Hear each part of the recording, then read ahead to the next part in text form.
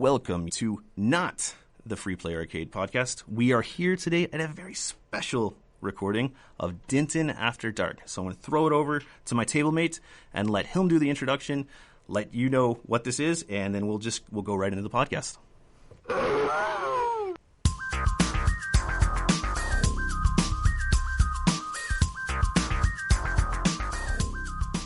This is Denton After Dark, the dad podcast. I am Simple Interest. I also go by Faulkner. And with me today, very special guest. We're guests of each other's podcasts. With me today is Free Play CEO and owner Corey Hyden. That is and will be me. And I just want to start this off. The Denton Finance Clan, we're a very large gaming clan community. Started in Denton, myself and Derek. By the way, I love the name. I love all of the sub names. It's great.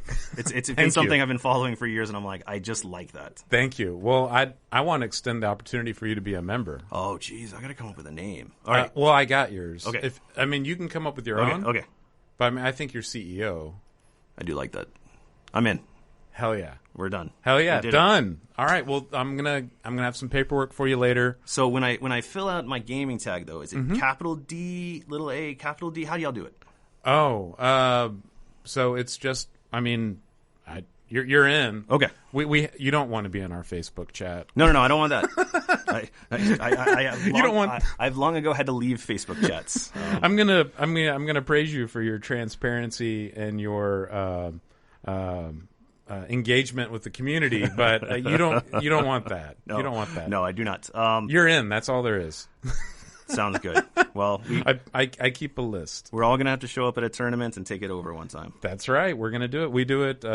We do a lot of tournaments. The Street Fighter scene is alive and well with the Denton Finance Clan, and that's going great. That's really awesome. Yes. It feels so, back to its roots, kind of for Super Turbo, because that's what we always loved about it. And obviously over the years, it got more and more serious. And one of the things that happens as people work on these games is eventually you have these people that have become super talented, and you have these out-of-towners coming in. And next thing we knew, we had people who didn't want to go because it had become so serious. Right. And that was kind of like, it felt like there was this big dip, and now y'all are resurrecting it. It's coming back, and it's back to its roots. It's awesome. That's right. Grassroots. Anytime I'm out, I'm networking, trying to get people to come out to the next tournament, and it's free to enter like once you're in the door, and I try to have a prize available for each tournament, so make it fun. Well, and Super Turbo is really great because one, people who aren't fighting game players know most of the characters still, right? Because they are the true pop culture fighting game characters, and it's approachable, right? Exactly. It's not this overwhelming.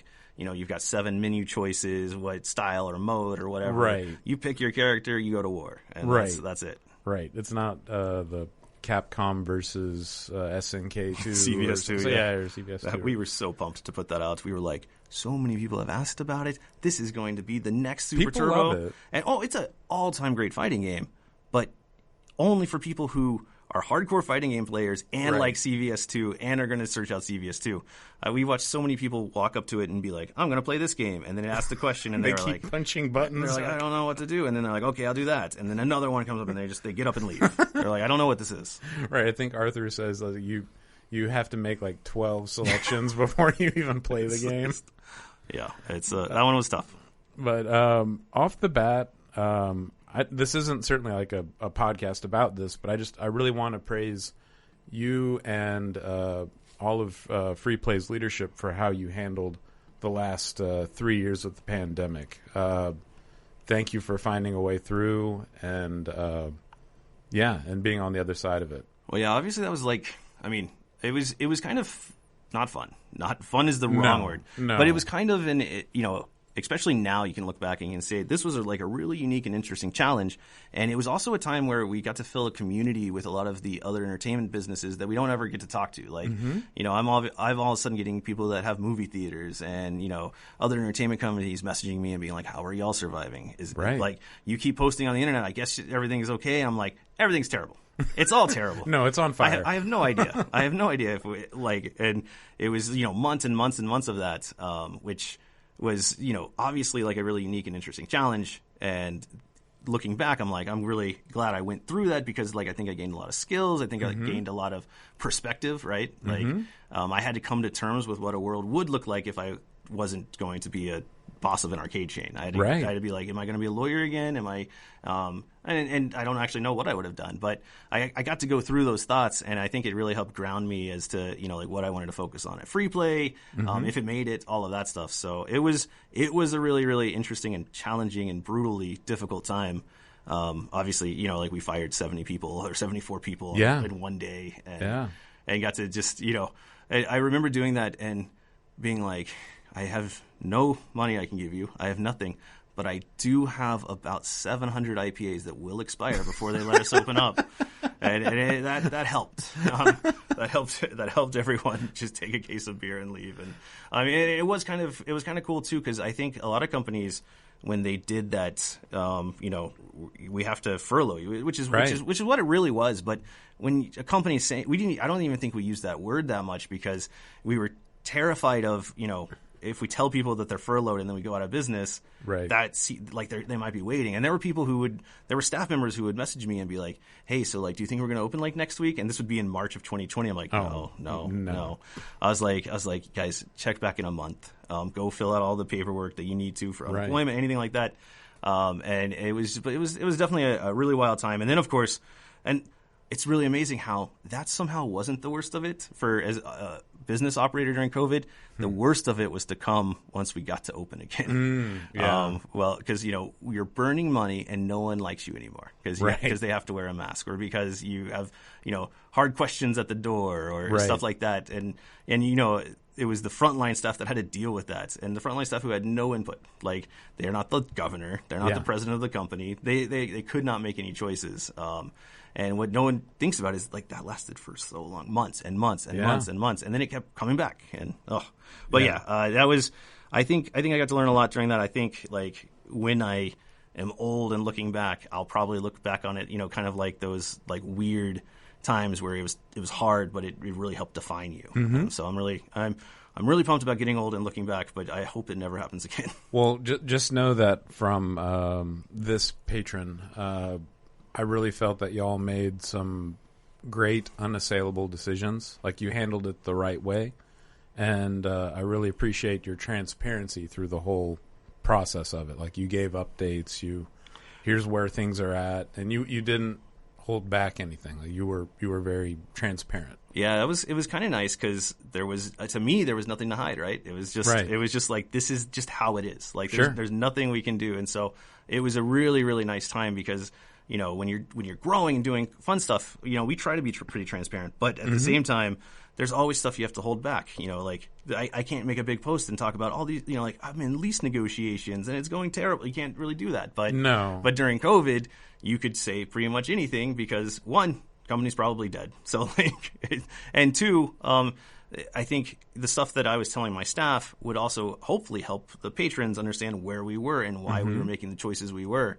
And I think that I think in some ways it really helped. I think with patrons who were, just kind of going through life the same way all of us were going through life. I think those people thought it was an amazing, we did a really good job. I think there's other people who are not as happy with us. No.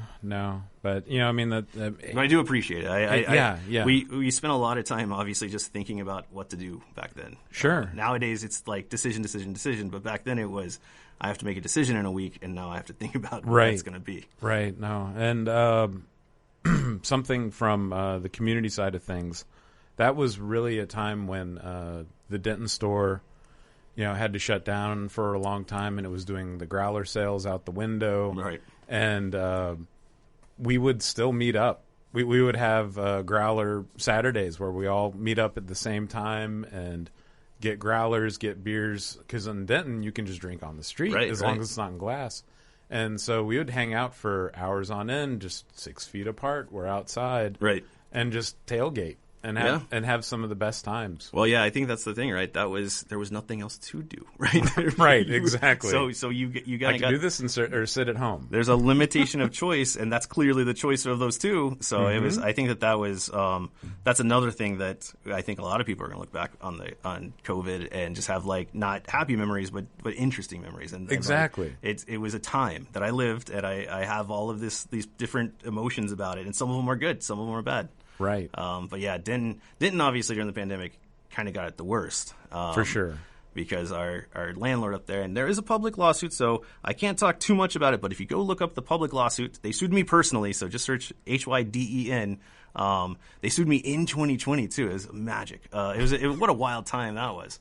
And I can't talk about the settlements. Needless to say, we're still here. We have a really cool building in Denton. Yeah. Now. Oh, yeah. And we were able to pivot really, really well from that. But that one was tough because Denton was the one that didn't make it. Yeah, and so the 1.0 store, it really was special. It was intimate. It really felt like that small arcade. Right. You had the 50 beers on tap. You had an amazing pinball selection.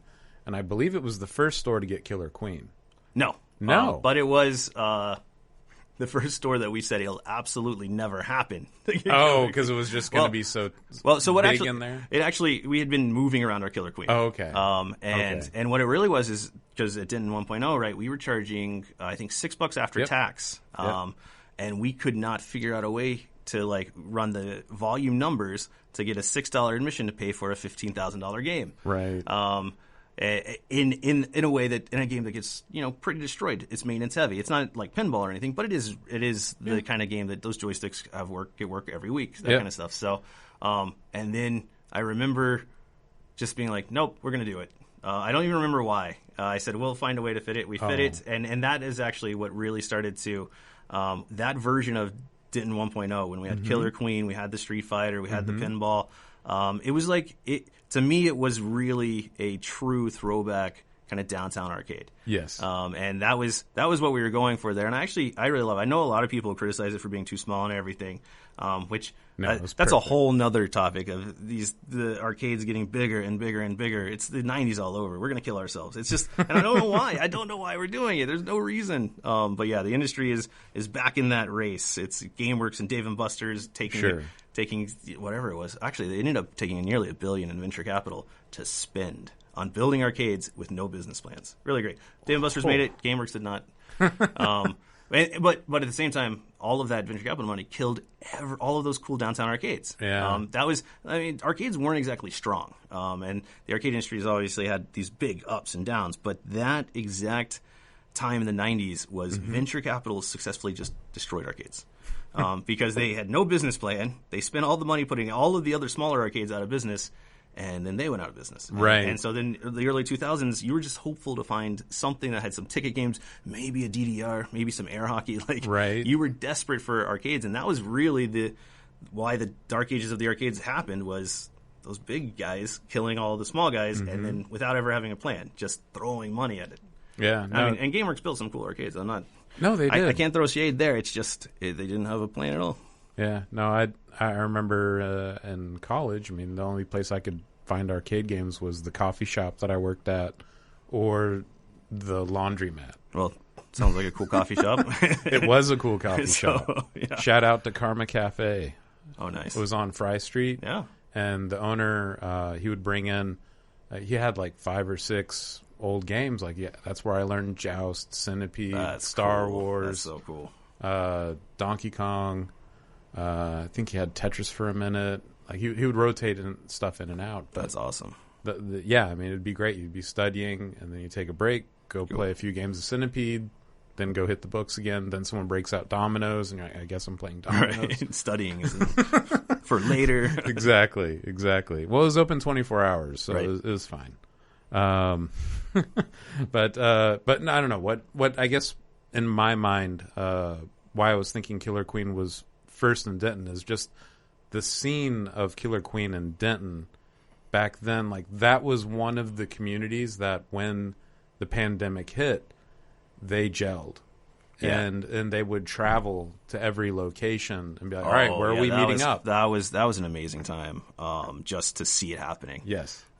Because that was, especially when we closed Denton and all of a sudden we're seeing all the Denton regulars meet up at different places. That was just outrageous. And one of the cool things about that Denton Killer Queen was it was a completely new community for Killer Queen. Yes. And that is really, really special. We know that with, like Super Turbo back in 2015 when we started, or actually Super Turbo was in 2016. I got a picture. We'll somehow edit this in.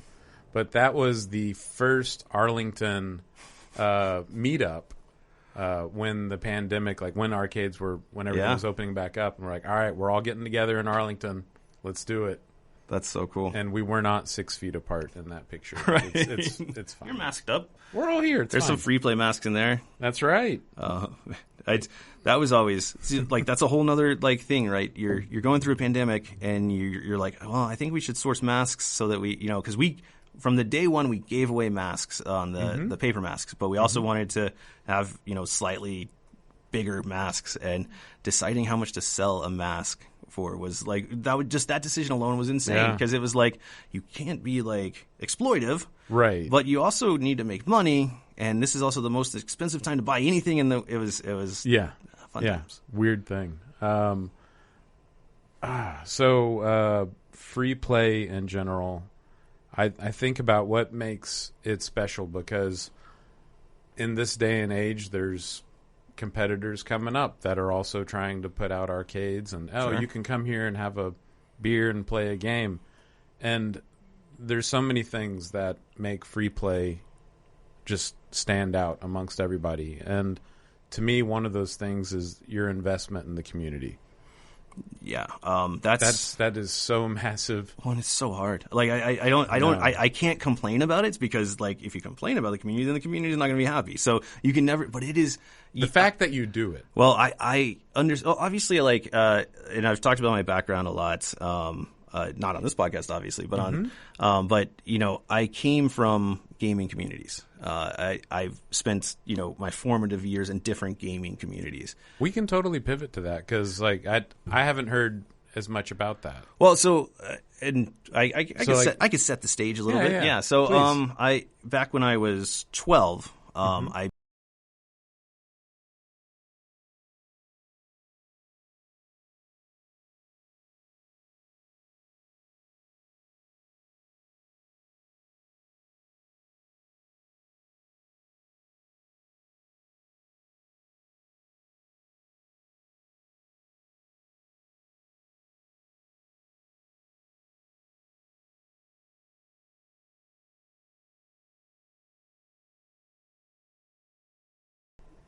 grew to just absolutely love the idea of gaming communities. So when we fast forward 20 years or however long, and we were talking about doing free play, the biggest thing that I wanted to do was make sure that it was a home to the communities of like as many gaming communities as we could become the home to, we would. What we learned is that, yes, we were going to be the home to a lot of them. And merely just being accepting and merely being like, y'all are gamers, y'all are welcome here kind of stuff was really huge to growing the community.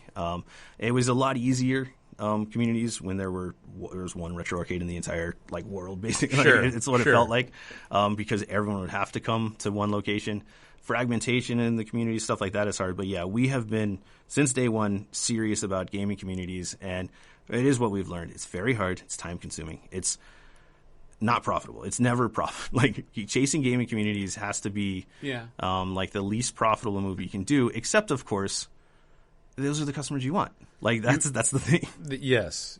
No, I mean, like at the very beginning of my introduction to free play, I was the more casual, I'll go there every other month kind of a thing. Like, oh, I want to go out. I want to go to the arcade.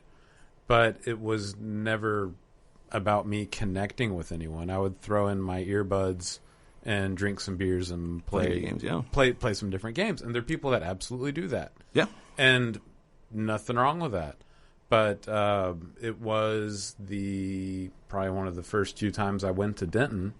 I grabbed my beer. I'm about to put my headphones back in, and I talked to Emily about beer, and I turn around, and there's Derek, and he's like, "Hey, do you play ST?" Right. Like, I used to play Street Fighter. He's like, "Well, come on, let's play." And we sat at the Blast City for 3-4 hours that night and just talked and played games. And then from there, that's kind of how it snowballed into a Street Fighter community up there in Denton.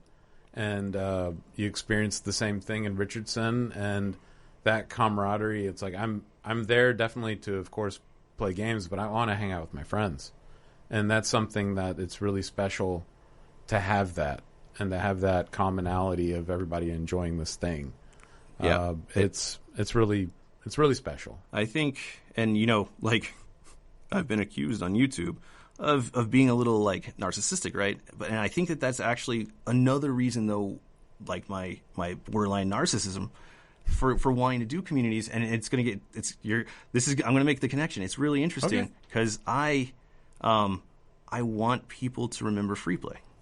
Like, I want people to remember it as some of the best times of their life. Mm-hmm. Because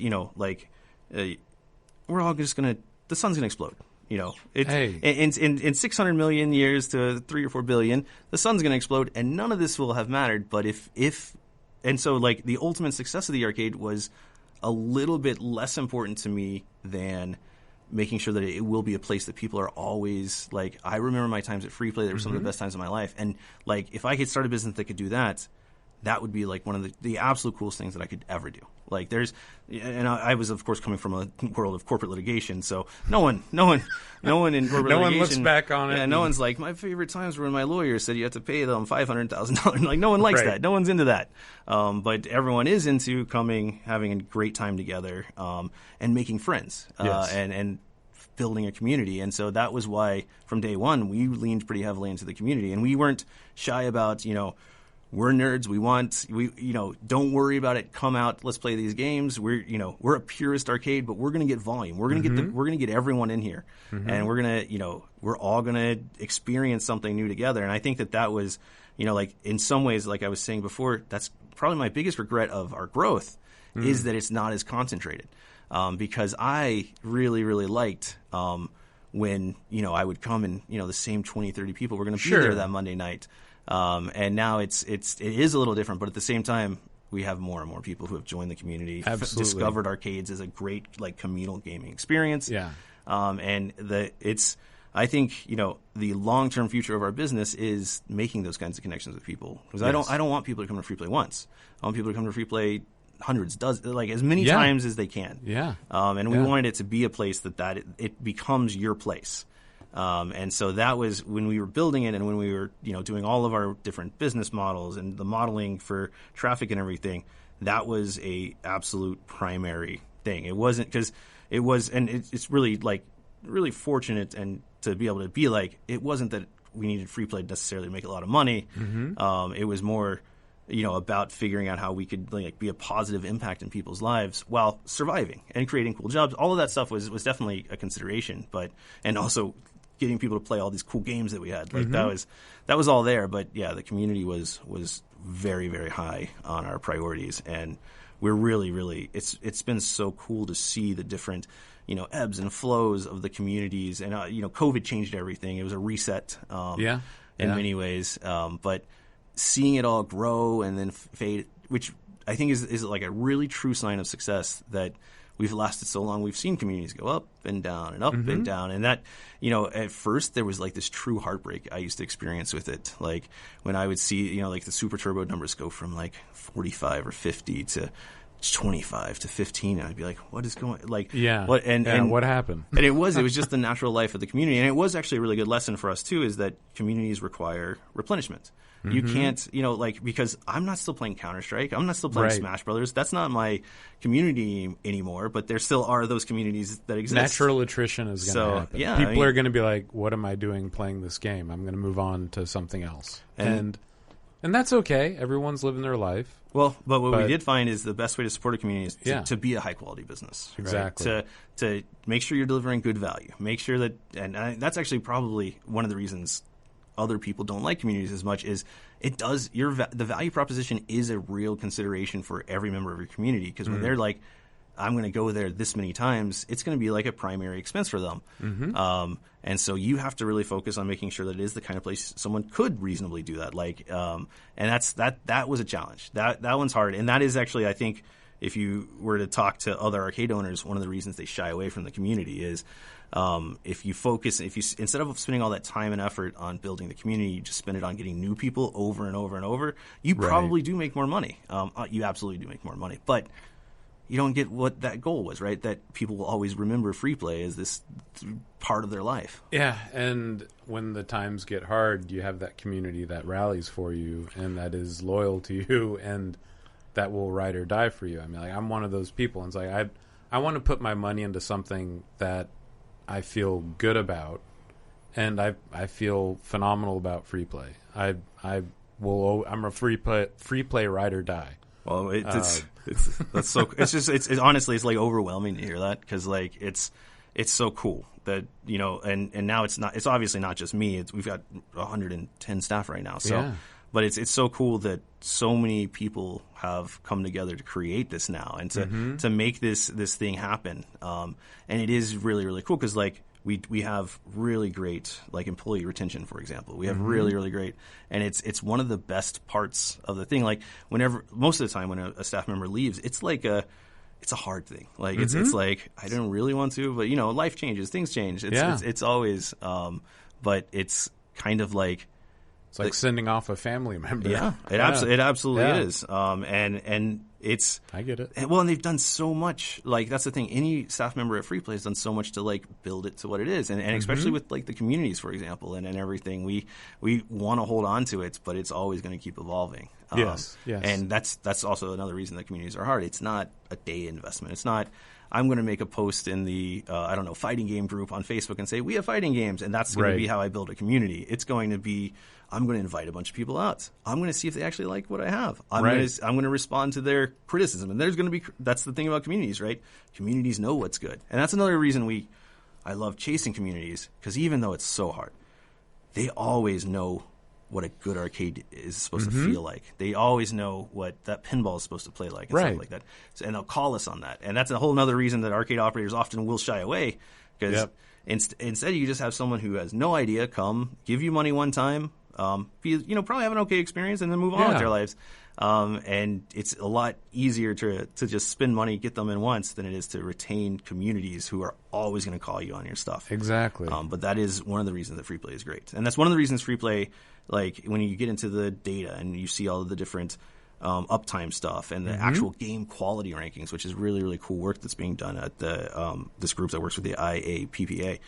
Really, really impressive work. And one of the reasons I love communities is, as long as the communities are coming, I know that their games are going to be in good shape, because they won't let us do it any other way. They'll let you know. And if we did, they would leave.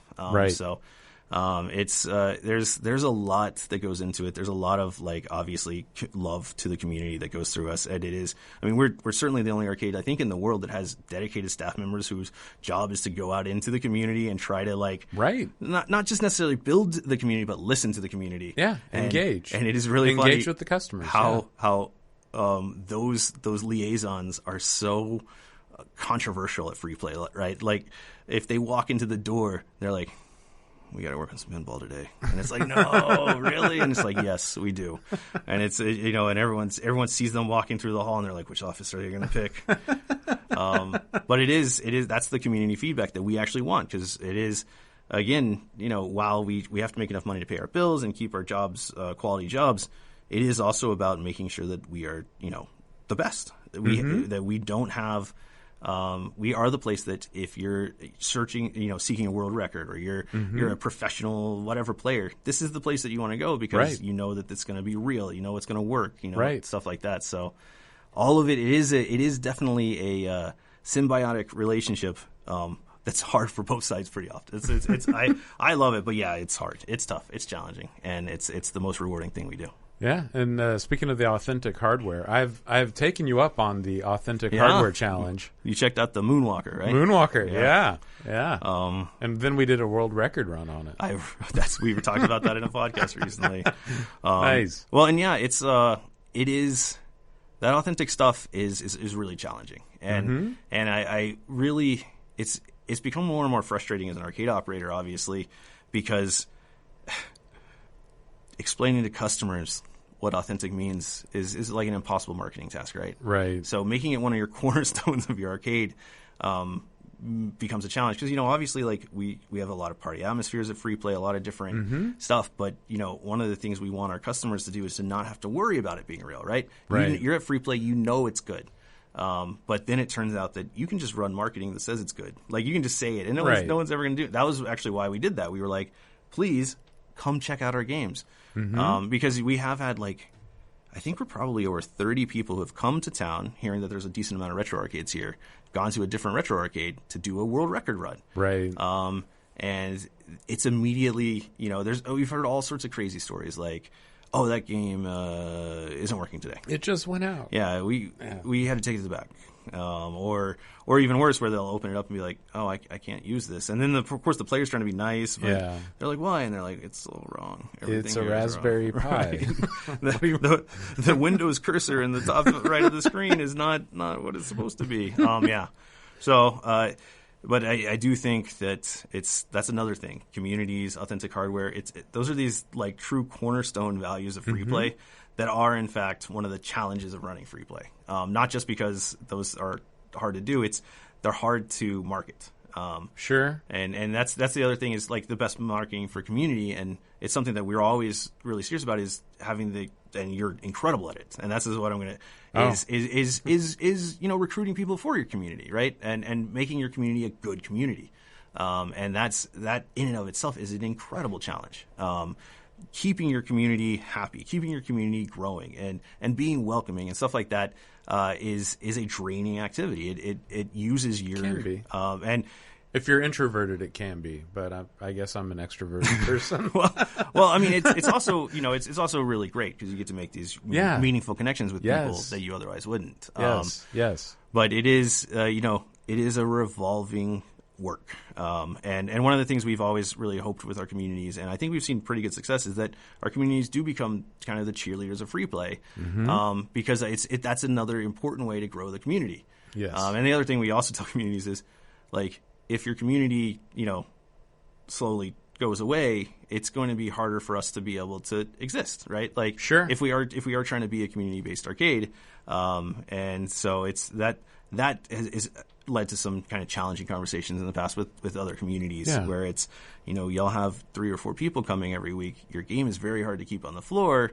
And what do we do here? And often it's, those are the people that get pretty mad at us or frustrated with us. And we'll go and it's always my favorite negative reviews that we get are people who've come like 100 times in the last 300 days. And they're like, they took my game off the floor. I think you should go to this other arcade that doesn't have their game. It drives me crazy because I'm like, dude, really? But yeah, it is though. Yeah, that's those two things: the authenticity of the hardware and the community stuff. Very, very challenging to market, to explain to people, right? Sure. Like, I mean, we are actually. I don't know if you've noticed because Facebook and Instagram distribution are pretty terrible nowadays, but we are actually starting to run active campaigns, not really paid campaigns, but active kind of social campaigns, email campaigns to try to make sure that we are doing our job to replenish the different communities. Like, getting the different events, just telling people that we have events, stuff like that. No. Grim has done a phenomenal job with all the posting and the pictures, and you have an amazing infrastructure in place for it, and I've noticed the difference. Yeah, I think that's been wonderful. I think that's going to really pay off. Really it was, and obviously after COVID, it was really hard to market anything because telling people to come out into the world felt so awkward. So, but I actually think we weren't very good at it before. But I think right now we're kind of peaking, and I think we're going to keep going up in terms of being able to market to get people to join the communities, because that's really the community marketing that we're doing is generally mostly for the customers who are looking for it, right? It's about making that connection, showing them that what you like kind of exists, or something you probably would like or might like is here. You should come here, and getting those signals connected are sometimes a big challenge. But it is those are absolutely It's really funny. Yeah, I don't think a single one of our big like cornerstones at Free Play are really that marketable. You know, like being like a good employer, authentic games. Now we have done a decent job. Like I have forced authentic games to become. Well, I mean, like I don't know. To me, it's kind of like, again, like put your money where your values are, and like the way the company runs from the customer perspective, from behind the scenes, like it's all very, you're doing the right things. You're doing the right things by the people, by the customers, by the employees. It's the values. Well, and you're living it, and you're demonstrating. That does help word of mouth too. Like, and word of mouth is still. It doesn't really matter what. If you have good word of mouth, which is pretty much it really is truly our main marketing. That's what you want. And so if you do a good job, people will often tell people absolutely. About it. But yeah, increased competition, all of that stuff. It's challenging, especially in the post-COVID world. Like, sure. You've got all sorts of stuff coming up. Yes. And let's see. So I got all these notes. Wow. We've touched all over the place, but and I kid you not, like organically, we're just going through like. So I have this differentiators from competition talking points, and we're just talking all over that. And I think to me the community and the engagement is, all people want to be at the end of the day is listen to, heard, and get that connection and acknowledgement and feel valued. And that, I feel that. I feel that from people like Chris Delp. I feel that from people like Arthur Williams. I feel that from all the people like Josh running the Discovery Squad Wednesdays. Like I feel all of that. And I love all of the people that you also have volunteering in different roles for, like David Whitlock doing pinball, Garrett and Clark running leagues up in Denton, also Molly Carter and Brian McLaren doing Killer Queen stuff for the community. Like there's so many of us that just love Free Play and love the community and want these things to continue and have a life of their own. And and all of those people have to be among my favorite people in the world. It's absolutely true that I think both sides have definitely complained to the other about stuff, and that's actually what in my world is a healthy relationship. That's what makes you better. What I really like about it is it really, when you have people like that. And we were really uncomfortable with that to start. Like because Chris Delp when he first started hanging out at Free Play Richardson and building a community that was unofficial, we didn't know what to do. Yeah, because we were like, there's this gang of gamers playing Street Fighter. Well, we were like, we have 5 employees, and we definitely can't make that person. Chris Delp would, of course, eventually become an employee, but we were like, I don't know how to make the numbers work, but he's doing so much, and what we eventually learned is, that is a healthy relate. That kind of thing is exactly what you want. You want people who are passionate about what they're doing to use your place as their base. Right. And that really makes, I think, can be very, very good for both sides. And it is really, I am so proud that we have all of those people. All those people that you just listed, I'm so proud that they are doing what they do and helping us and making our lives like I was saying, easier and harder. But in a really great way. Yes, absolutely. Because I mean, if all you ever hear and whatever that thing is you do is you're doing a great job, you're just going to keep doing the same thing. Right. You're not going to expand. You're not going to grow. You're not going to become a better person. Like steel sharpens steel. You got to have that adversity. You got to have that feedback to then grow. Well, and coming from being a lawyer, and then coming to running a company that had a mild, has gone from, has a mild public-facing persona for me, right? Mm-hmm. That was obviously a big challenge because, as a lawyer, and I'm still very much like this, and that is one of the biggest issues that I run into is I actually, I don't mind criticism, right? But I want it to be constructive, right? I want to know, and I want it to be authentic.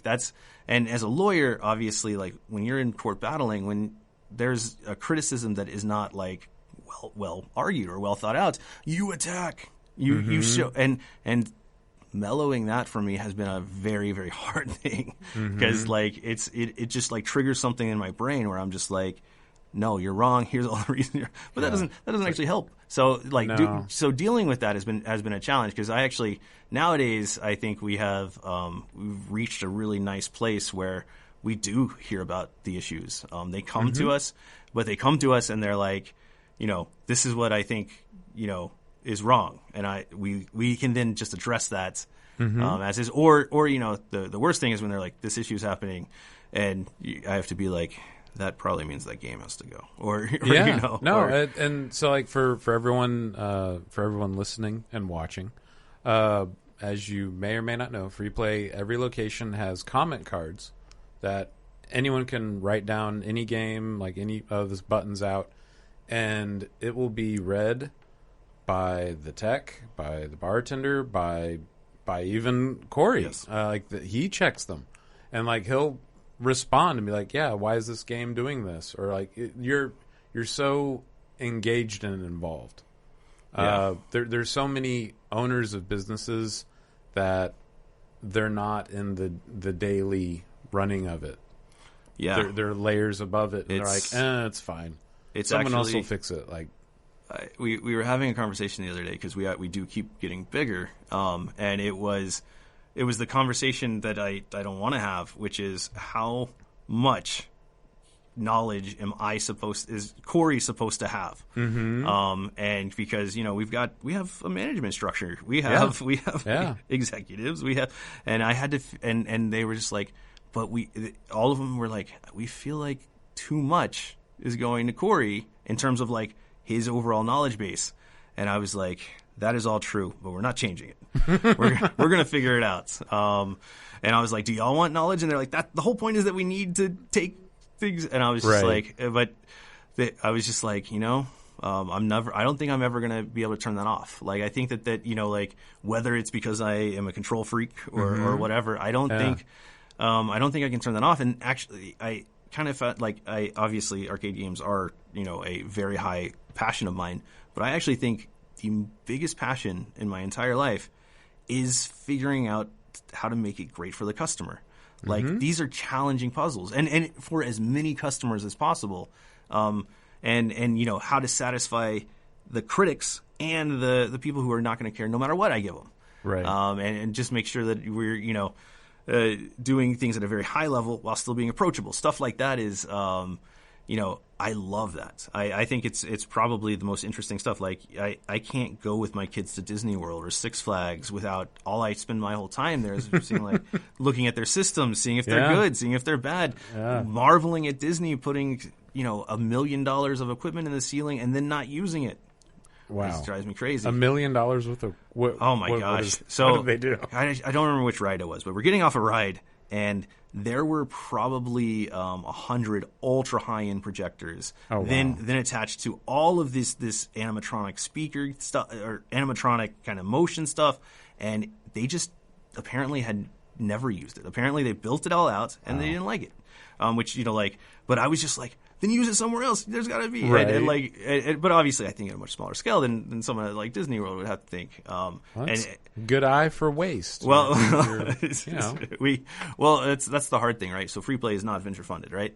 So no matter how much we do, we always have. We're a lot more, nimble. We're a lot more, figure out how to make it work and how to deliver quality products at a reasonable cost to the company, stuff like that. And that is actually, I think that might be if someone was like, I just want to figure out why Free Play works in a world with all the venture capital money that we're going up against. Because, we have our 6 biggest competitors are all running at a loss. And have enough money in the bank to run a loss for a while. And so we have to figure out, and we're not running at a loss because we don't have that much that we could lose.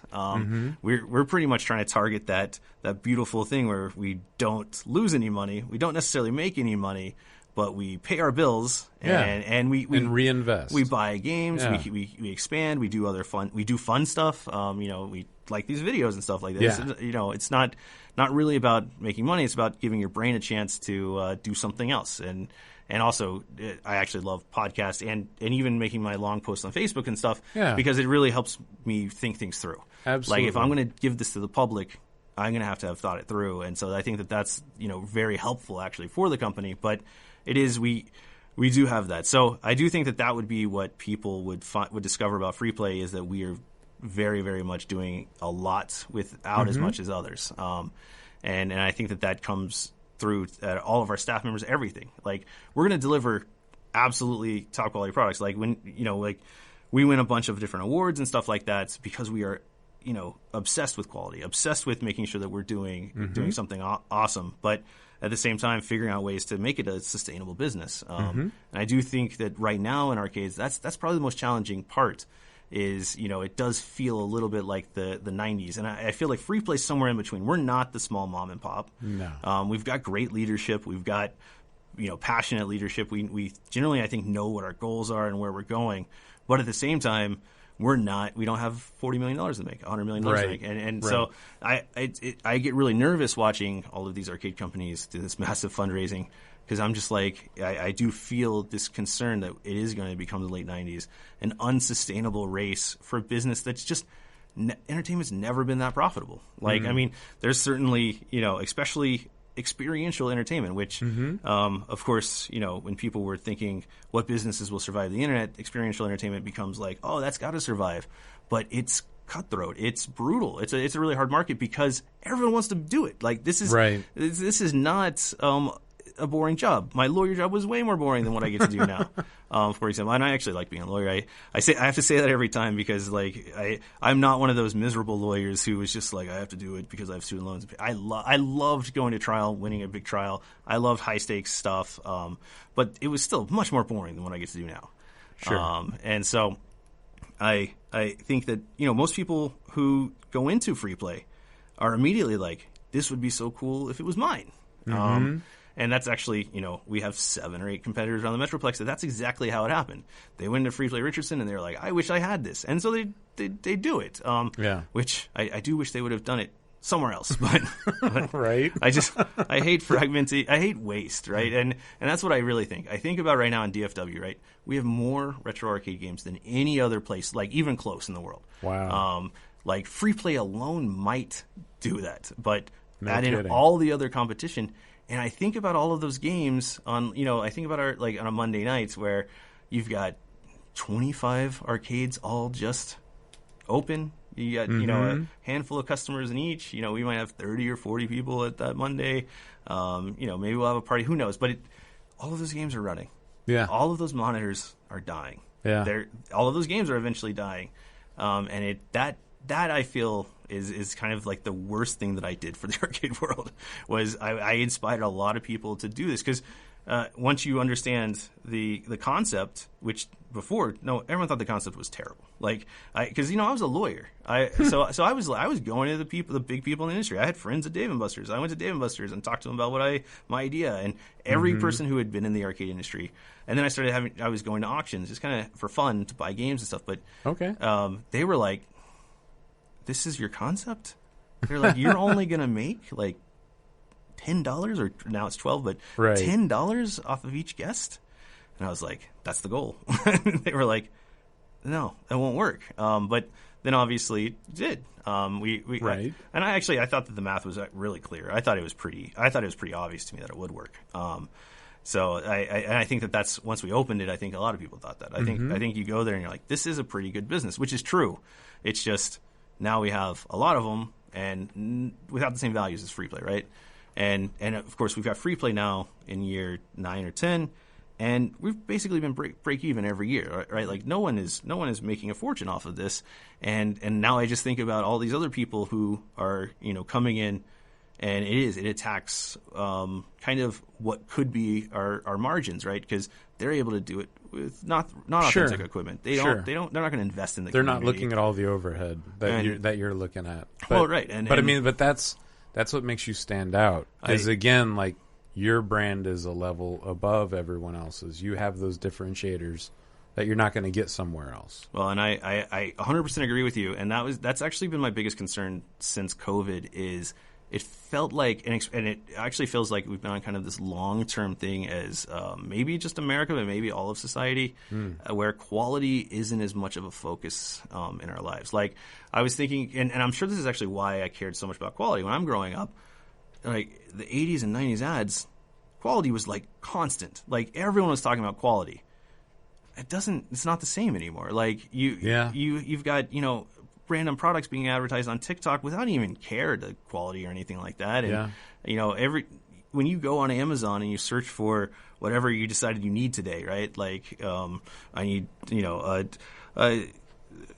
we just bought one to do these curtains, actually, a steamer. Okay. You need a steamer, right? Yeah. You're just going to go on Amazon. You're Sure. just going to buy whatever one has the best reviews, but those, those aren't really real. And you have and not one place is it going to say that it's a good quality product. It's just going to sell. And so back then, you look at the stars and it's like, okay. Yeah. Is a little bit more than 4. It's probably okay. And so I do think, though, that we are in this really, as a society, and I think it's actually accelerated since COVID, since we spent so much time indoors looking at screens. And unfortunately, all of the smart people who write those algorithms and do that stuff, they created a situation where instead of us caring about quality as much, we just care about entertainment, kind of. And we're willing to give money to the products that entertained us, regardless of quality.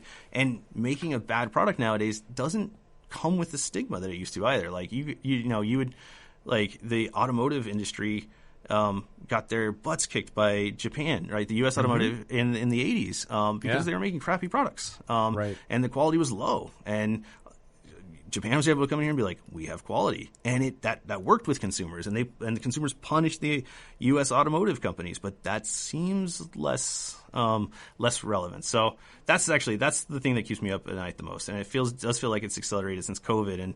And I have to sit there, and we actually had a consultant come in, and they were pitching me on a bunch of stuff, and they had this review. They'd reviewed all of our marketing. Okay. They said, do you know that you use almost 200 words on almost all of your social, that you average like 200 words? And I was like, sounds about right. And they were like, it's got to be closer to 14.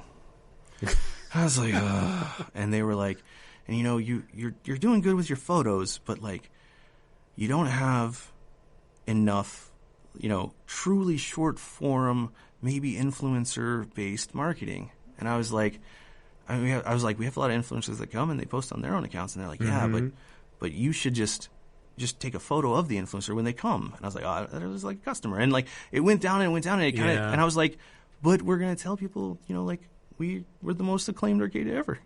And they were like, that's 1990s. That's 2000. Like, they're like, this is in the early 2000s.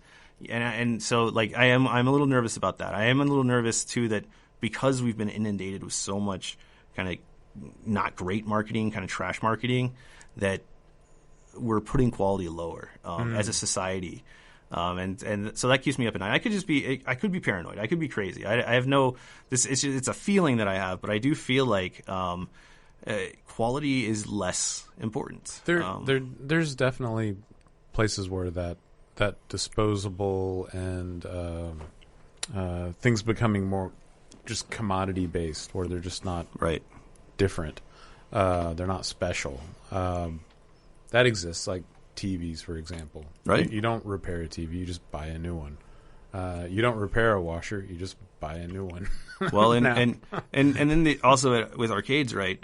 Since 2001, 2002, none of them were very good. Until some of the retro arcades, free plays, stuff like that started opening.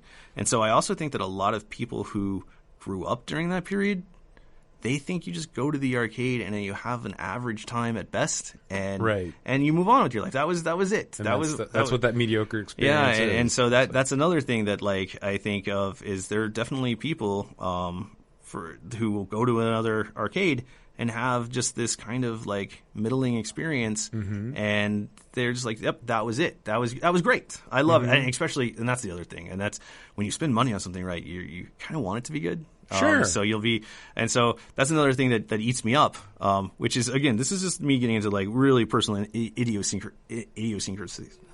Yeah, whatever. Sure. But yes, point being, I have concerns about that. I have concerns that we are going to see just like a flooded market with kind of low quality product, arcade and everything else. And that's kind of what it feels like right now. There are other good arcades. I feel like sometimes people hear me talk and they think that I don't like any arcade, and that's not at all what it really is. It's just we don't have to be bad. Like Free Play showed that not only can you survive doing it, mediocrely, you can do it great and still survive, and maybe that is the way.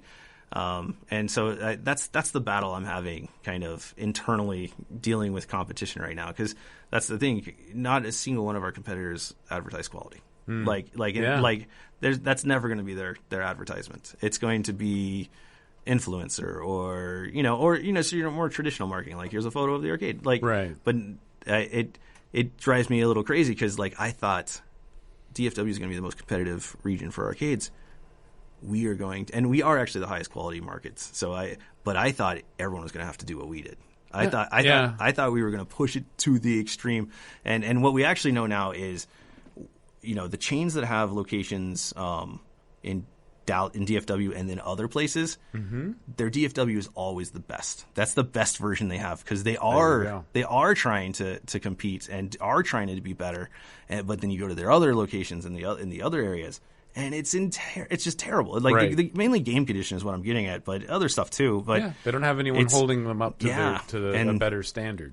And so that has actually also become kind of like the Free Play mantra is, we should expand so that we raise the standard everywhere. There you go. And hopefully, and the real thing is we have great leadership. We have a good business model. So I think that the other key is, if we are in the middle of what's about to become a absolute bloodbath of arcades, we're in an okay spot to survive. And that's the plan, right? Survive the onslaught. It all ties back, because you've built this community and this foundation and this brand that will make you'll continue to stand out. You'll continue to be a different, better product than anything else out there. Now, I want to. So did you allude that you're looking at other locations? Absolutely. No announcements yet, but it's coming. All right. And in DFW or regional, or I will say we are looking in DFW, but I will also say that it's been a challenge. Okay. And we have the next announcement. I'm in Carrollton, and I'm like 30 minutes from every location. So. Well, so what's interesting right now nice is to have one right around the corner. Is that well? And we got close on Carrollton. I know. But we. I think Collin County is kind of in desperate shape for a good arcade. Collin County has also been weird. So I guess since COVID, right, real estate has become a weird situation. And I'm not Office space has gone down in value, right. And homes have been crazy. Well, and landlords who did have a bad COVID, just like anyone else, they've come back a little vindictive. And also here, I really shouldn't get too deep, but also we can pivot to another thing. Oh, no. You've answered the question. So the landlords, what's been happening is the different people who run the different algorithms, they were doing. They're the reason that the apartment prices have gone up so much. And then someone realized, wait, you could do something like what you're doing with apartments with retail space. So what they all realized is you could just increase your prices 40%.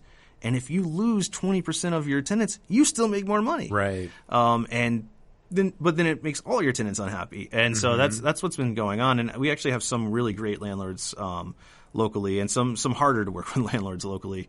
But what I will say is getting deals done right now for retail real estate has just been brutal.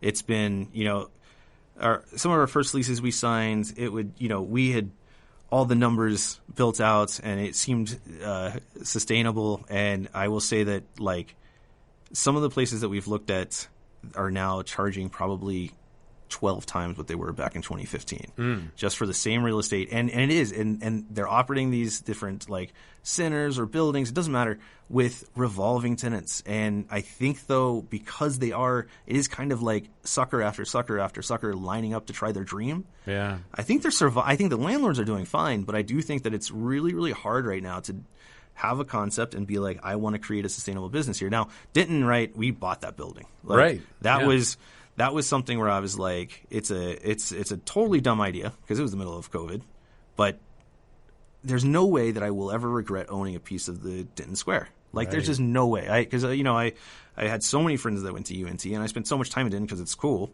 And that's the thing. And I know that there are people out there that somehow will like rather Denton be like, I don't know, Plano or something like that. But Denton's so cool. And Denton, like, that was the thing that I knew about Denton way before I had an arcade, is that Denton was cool. And in a way that people would be like, it's like Austin. And then I go to Austin, like, Austin's cool. It's fine. But it's not Denton. Denton's special. And Denton is Denton. And I really do think that Denton is one of the most unique and cool places. And, like, I went to law school in New Orleans, and that was amazing. I love New Orleans. I love basically cities that have culture. And Denton does. I mean, Denton's had to go through a lot of growing pains, but it's kind of interesting too because Denton has stayed pretty cool despite everything around it not being as cool. No offense to everything around it. That's only 800,000 people, but inside Denton County and out of Denton City proper. But sorry, real estate's been hard. We are working on a lot of stuff, and I really do hope long term we do get a lot of good deals done. And if you're listening to this and you happen to own a building in Collin County and you're like, it's I don't know, 8,000 to 12,000 square feet, hit me up. All right. I'm going to pivot. You've been talking about influencers walking through doors.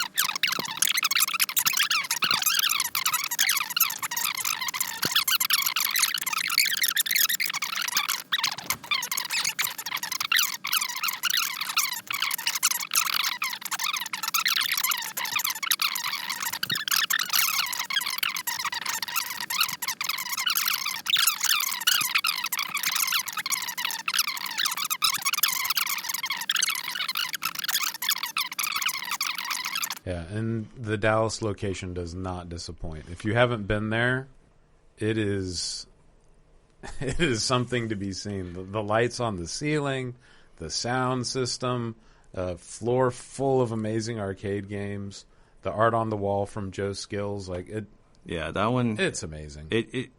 We've been open about a year, and it has taken us. I think right now we have it just about figured out. Like, that first year, there's a lot of change and movement and stuff, and there's always constant change at all free play locations. But that one, I think we have really grown into really, really well. And I think it is exactly what we wanted it to be, which it feels like, it's not futuristic, but it feels like an alternative reality kind of. Like, you go in there and there's no reason there's lights all over the ceiling. There's no reason there's this. It's a vibe. But it does. Vibe. It fits really, really great. And then, of course, the view of the skyline at night is just about one of the coolest moments I've ever had, was just sitting there playing games and looking over, and it's just like, there's Dallas. And you got the bridge and everything. Really, really neat. And that's actually what has always amazed me is, this is the nerdiest arcade that has ever existed. Each one of them are nerdier than the last, and here we are in this really cool spot, beautiful views, with famous celebrities coming to play video games, and I assume the celebrities aren't coming because we have things like Darius and stuff like that. But man, you got time traveling? Right? What? Oh man, yeah, it's they have some really good stuff there though, and the tech team there is from Denton, so shout out to Marcos. They're crushing it, and to Tommy. Those are. I love all our techs. That's my favorite. It's because all of our techs who fall in love with the games, that's so amazing. And that's really it's near constant for me. Just thinking how cool it is that that's a job now, right? Right. So we started, and because there's Dave & Buster's has techs, but all of their techs work at their corporate headquarters, and everyone else at Dave & Buster's is more of a game attendant kind of thing. And I think it's so, and it's also necessary because of what the games we run, but I think it's so cool that Free Play gets to have real techs in the, and they're just, their job is to work on games that are, 50 to present. So like 50 years old to now, and they have to figure out how to fix them. And a lot of it's just, looking through old Usenet posts from 1988 or something, and it's being like, oh, I think I'm going to try this and see if it works. It's beautiful. So let's see. You recently went to Japan. Oh yeah, yes. What were any learnings from that experience? What I really learned is I wish I could get 100 yen per credit. There were some arcades in Japan that are really amazing to see, and just amazing to see 100 yen after 100 yen after 100 yen going into these games, which also is not like a crazy high price, but it is. In Japan, they play games like people play games at free play, which I loved. That was the coolest thing, except, of course, they're playing per credit. Yeah. 100 yen is equivalent to... I think it's like 68 cents right now. The yen's been having a hard time against the dollar. I think, historically, you kind of... back when I was getting into arcades, it was $1. You would just always... but the yen's been having a hard time against the dollar. So it's a great time to go to Japan. Everything feels a little cheap. But at the same time, yeah, they had, their communities were really, really great. But the other thing is, like, they don't have attrition in their communities. Because, it's a totally different culture. Right. So, like, the people there have been playing the same games forever with the same people forever. And because, they are, no offense to Americans, they're far more respectful of both the equipment and the other people. Like, it's not that nothing ever gets heated or anything. It's just that, like, they would be so upset with themselves and shamed if they were to damage the game. Or, they won't punch a monitor right? out. They're not gonna destroy the equipment. And that was what was really great is, and we went to a bunch of arcades that were, owned by Taito, so they also still have access to brand new monitors, which was really cool to see. Wow. Because I got some of the techs to show me, and it was just stacks of monitors, and I was like, because that's how it happened. Is I said, how do you fix these? Like, because we are constantly fighting with those 29-inch tri-syncs. Those are hard and very annoying, and they're a little too modern to be ultra serviceable because they've got these components they're just brutally difficult. They're small, they're tiny, and they were like, oh, come on. And so I went to the back, and they had a stack of brand new monitors. Wow. Still in the box, still with the Taito, and I was like, oh. And they were like, we just swap. It's like, that is so nice. And the real thing is, it's not that I necessarily want to swap, but to have that option. Sure. Wow. No. So that was really, really cool. And of course, I think I did see some stuff that I wanted to bring, right? Like that I think we're going to test a little bit at different free play locations, to maybe try to get some additional, because when we first opened, right, we thought the fact that you can't win anything at free play was a benefit.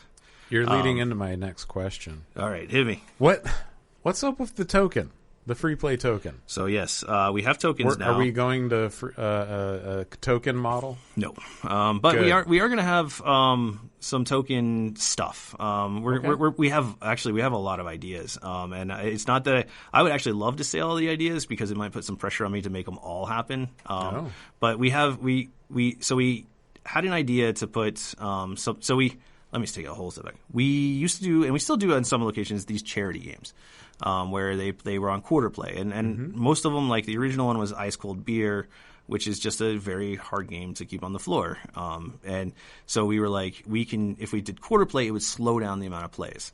And it worked. And it did a really good job raising money for charity. But those games still are eventually dying. So we've been trying to figure out what to do. And I think what we're actually long-term going to do is have a couple games in the arcade that are potentially token play or like hidden token play. We've got a lot of cool stuff coming, but we're definitely going to have things like Denton's going to get a little gacha machine filled with gachapons, and I signed a distribution agreement to bring to free play, stuff like that, and just we're really going to try stuff because we are trying to find ways to keep our prices low while giving new experiences. Because that being able to buy something we have, for example, a truly old clean sweep claw game that has the original lights and everything. And it's this awesome. beautiful thing, but obviously you can't do a claw game on free play because then someone will just sit there and win everything and be done. So we could potentially introduce something like that where like Denton might have the gachas. But say Free Play Fort Worth might have a really cool old claw game that you can win cool old looking, stuffed animals or something. I don't actually, throw some Free Play koozies in there. We haven't really fully thought of it, but that's basically the plan is to, one, have tokens so that people can get tokens, because that's actually, even though we don't take tokens per game, and we have no plans to, people have always wanted to be like, I wish I had a free play token. I collect tokens, stuff like that. Yeah. And so we always thought that was a good idea. So I think we are going to play with it. I'll just go ahead and give it my dream. Oh. And it's not going to happen. The logistics are hard. It's a lot of work. It's not going to make any money. It's to have a payphone at each location that you could then put a token in and call another location. We just a closed network, cause so that I don't have to deal with the legalities of operating. And so you get a free play token, and the token is the only way that it works. You put it in there, and you hit 1, it dials Richardson, 2, it dials Arlington, and you just call another arcade on a payphone. And then it gives us some other options there, like we could program certain codes and stuff. There's a lot of fun stuff there. I will say that I have worked a little bit already on the execution, and it's going to be a pretty big challenge. To make it work how it should. And it would have been really, really smart if I did it at Richardson originally, or when we opened Arlington and just built it out as we went. Implementing it all at once is going to be a challenge. Now, I don't know if there's a good timeline for that, because, like when I talk about spending a couple weeks doing that project, everyone's like, don't you have other stuff? And I was like, yes, I do. And they're like, well, then they're like, is this going to make us a lot of money? I'm like, no, it will not make us a lot of money. No. My current estimate is that in a year and a half, we will pay for most of the equipment. And they're like, that doesn't make any sense. And this is going to take, and it's cool. I was like, yeah, it'll also, but so that's kind of the dream. As soon as the tokens landed, I was like, man, wouldn't it be cool if we did that? And, and you just have a phone ringing, next to the Richardson restrooms or downstairs in the elevator cove at Denton, and like you pick it up and you're just talking to someone in another arcade. I thought that would be really fun. So stuff like that we're working on. But in short, the gacha stuff, some other really cool classic arcade type stuff that we want to. I actually really love the old love machines where you'll put your thing and it'll rate you and stuff like that. But again, they're not as fun on free play. And there are things that free play is not really suited for, and that's really what I want to try to incorporate in very limited numbers. Anyone listening to this, I have no interest. Now, I would love some way to slow down pinball play, but I also don't want to charge for it. So that's the thing. Because that was the original idea for any coin play, free play, was to slow it down, and pinball can be extra brutal because you'll have a single person come in, start one pinball game at every pinball, and then walk away. Yep. And it's just like, there's no way I'm making money off that customer, because the wear and tear that they just did on those pinball machines is tough. And the techs will come by and be like, oh, I got to reset all these games and stuff like that. So it's just, those moving piece games, when you're blasting a little metal ball at stuff, it breaks all the time. And I talk to some people sometimes, because there's a really cool arcade that we're colleagues with in Nashville area. Oh, okay. And they originally opened, and they did all of their video games were free, and all the pinballs were $1 a credit. Yeah, it's really funny though, because what'll happen is we'll have some of our pinball players go there, and they'll be like, I thought the condition was really good. And I'll be like, I hope so. Yeah. I was like, if you gave me $1 per credit, our pinballs could all be mint. Right. And then the pinball, you could tell in their head, they're like, well, maybe I want that. And then they think about it a little bit longer, and they're like, oh, wait. There's one in Corpus that has that model. Yeah. And they have a lot of very well running machines. So easy. Because, you're... and you could also do things like, when you need to do PMs on there, because it's made $4,000, you're going to go ahead and replace the 2 flipper coils. For us, it's, we track the plays, and we do have PM schedules, but what actually happens with pinball is so much is breaking so often that we're running around fixing right. constantly. I would say at this point 65% of our tech time, maybe 70%, is just pinball. Oh yeah, at least it has to be at least. And so that's a challenge. So we've contemplated certain things like. The original token idea a long time ago was that we would hand out, a set amount of tokens for pinball, and then basically just have a token machine somewhere in the arcade that you push, and you get like 2 tokens at a time, something just to slow it down. But none of that ever really took off. And honestly, I don't really want to do that. I wish pinball was easier on free play. Right. Because it is totally. I know our techs really, really hate the idea that there are places that, there will be a pinball at a popular arcade and it'll get 12 plays a day. And then they'll be like, we get 12 plays a day on Monday at 3 p.m. Like, right. Like we're already there. We just opened. So that's the kind of challenge. But yeah, I do really wish, and that's actually what I wish. I wish someone would open up a pinball bar in DFW that did the dollar play. That wasn't whatever it is, the bowling Pinstack. Oh, okay. Pinstack has pinball. Yeah, I know. Well, but no one's ever going to go there to play pinball because not only is it a dollar a play, they're not in good condition. So yeah, I played a Game of Thrones at one, and it was like, oh, it's okay. There's no reason it's not perfect because it's a dollar a play. Yeah. Let's see. How are we doing on time? Are we counting down? Oh, that was just to keep track. Okay. So there's no cap. Okay. So you've mentioned that you go to auctions. Is that how Free Play really procures games, or is it like how does the procurement work?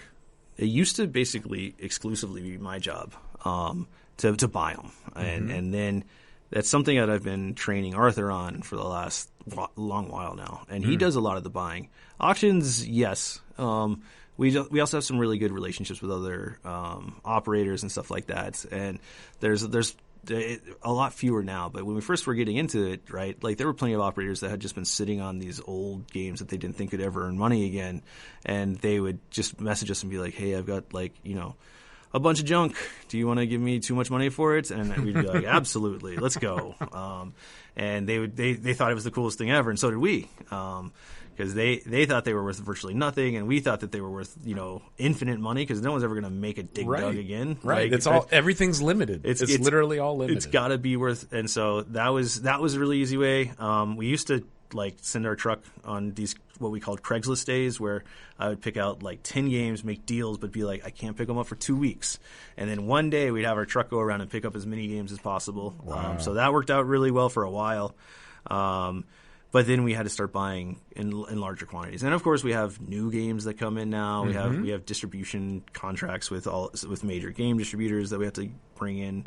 Pinball, most of our pinballs now come in new because it just doesn't make that much sense to not buy them new, given that the wear and tear and everything. Right. And while we do have some old pinballs, and we're basically the only place in the world that has a flat fee for both arcade games and pinball that runs pinballs that are older than the year 2000. Right. It's unheard of.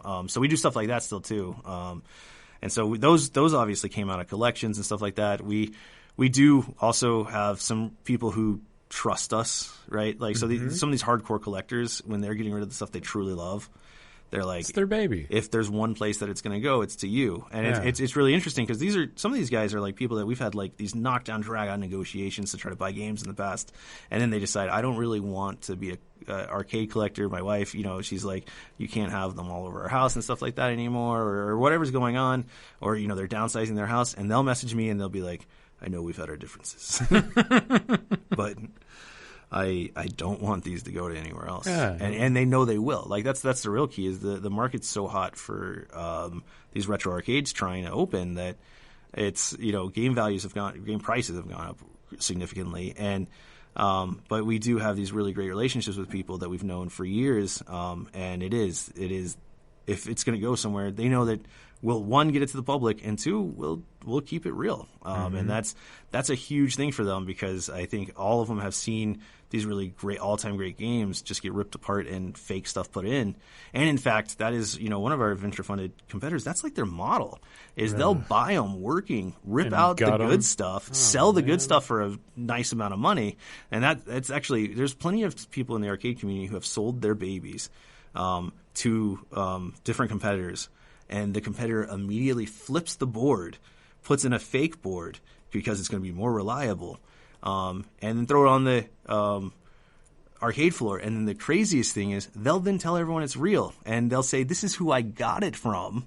You can trust them because those guys they're real collectors. And it's kind of amazing because on one hand these are just video games and none of it really matters, but man, I don't like that. I hate it. I remember one time we kind of got accused of flipping something where I bought a new in box Robotron cocktail. Wow. Yeah, and this was in like 2014. Yeah, it was 2014. And it came from a guy who's really well known in the community. He does these really cool projects, and he had just been sitting on it forever. And he sold it to us for, I think it was $1,000 more than he had paid. I think he had paid like $1,000, and we paid like $2,000. And so then I decided I'm going to open up free play. And so we're going through all of our games, and this new in-box Robotron cocktail is really sticking out because we're like, does that make any sense to put on the arcade floor? Is this a good idea at all? And we eventually just listed it on eBay as an auction, and the auction ended up selling for like $6,000. And we got just dragged for that. And I still, like, if you're listening to this somehow and you're the guy in Plano who sold me that, I didn't expect that to happen. We did pay his asking price, and we didn't, but it did feel a little slimy. Obviously not to the same way like what other people do. And that's the arcade market is just filled with people who are basically just flipping, which I don't necessarily hate the flippers. It's just that's not part of your business. Right. Yeah. I don't like selling games at all. Like when we had to sell games during COVID, I was like, this is terrible. What's happened to this world? Well, thank you. Oh, right. I sold you a game. Simpsons has a good home. That's awesome. No, I forgot about that. That was a tough time. You're selling your babies. That's the truth. I will say that the person who bought that new in-box Robotron actually had a new in-box Defender and a new in-box Joust cocktail, and then that was the third one they wanted. Yeah. So like it sounds like it went to another good home. It was great. I think about that all the time. The dog just went to another farm. Well, and I also think about how, like at that point, the profit we made on that game, we ended up being able to buy an original color tapper with it. That was at Free Play Richardson. So that was not going to be at Free Play Richardson. So that was, in some ways it was really good because when we buy games now for Free Play, they're not for us really, right? They're for the public. And so I think that is why we have those great relationships and people are willing to give us normally not those collectors don't sell them to us cheap or anything, but they know that there's going to be a market for the game and they'll give us the first chance. What games do you have in your home? None. Do you? None. No games. I used to. Okay. I have none. And one of the reasons is I bought a amazing mid-century home, 1963 home from the original owner, and it had never been updated, and it was exactly where I wanted to live. Wow. It was in the best neighborhood in Richardson that I had thought when I make it, because I grew up in Richardson, so I was like, when I make it, that's where I want to live. It was there, original, and we did, and it's the kind of neighborhood where every single thing's been knocked down, except for that one. I mean, there's actually a few others that I love, but there's very few homes that are original there, but that's one. But it's 2,400 square feet, and I have two kids, so there's not a ton of extra space for games and stuff like that. I get it. I've got one. I've got the one. I have a jukebox that I love. So that made it. But yeah, the other problem is I love these games so much that if I got one, and I think that everyone in my family knows this, they would not stay at one. There would be more soon. Yeah. So instead, I just get to keep opening arcades. Yeah, you go to the arcade. Go to the arcade. Well, which is also I think a really great way to play them. I think going to the arcade to me is everything. I love whether it's just me and my wife going or me and the kids and the family going. It's so much fun to encounter the games that way, and you can play 100 of them at a time. So that's what I tell myself so that I don't fill up my house with games. There you go. How does Free Play handle game rotation? It's a challenge. It was really easy when we had two. Right. You would drive back and forth. And it was really easy when I was also, basically the head tech.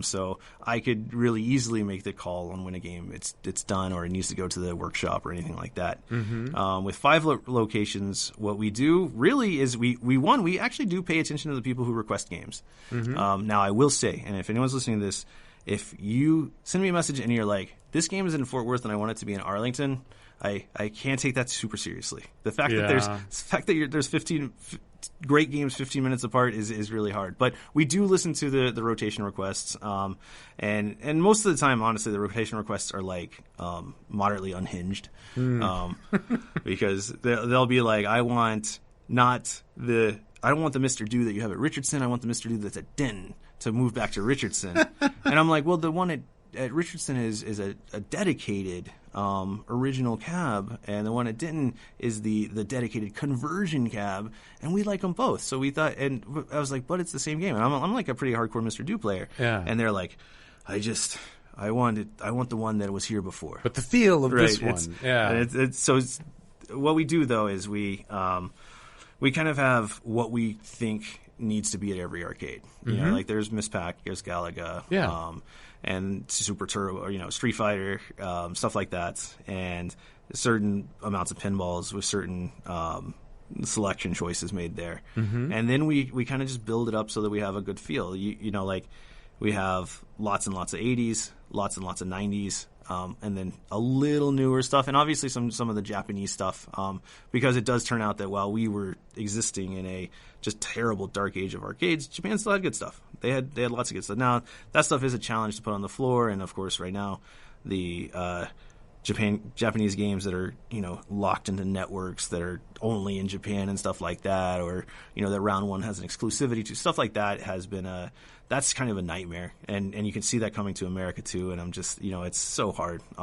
to sit by and just be like, nothing about that is better for the consumer. Nothing about that is better for the arcade.